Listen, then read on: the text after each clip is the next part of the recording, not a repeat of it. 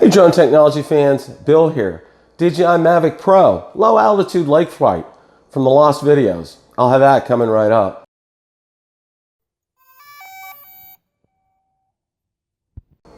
We all know that videos take up quite a bit of space on hard drives on computers. What I did was back in February, I offloaded a number of the videos that I took with the Mavic Pro onto one of my portable hard drives in order to save space on my PC.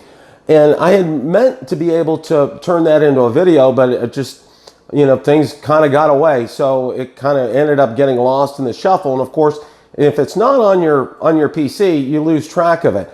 Well, I went ahead and took a look and was able to get some of these out here. And I'm going to be doing some series of videos. I'm going to call them the lost videos. This one in particular was a low altitude lake flight that I took behind my house.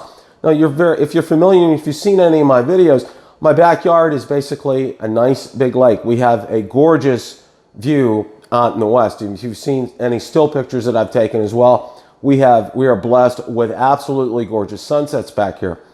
Normally, when I fly over the lake, I take it at about 100-foot altitude. What I decided to do on this flight was something quite different. I ended up taking it at about 50 feet.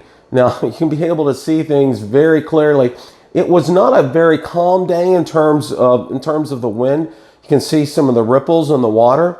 But one thing to note, that on the fence as I climb up after takeoff, the fence that we have goes down into the water on the side, and not our fence, it's the property behind us.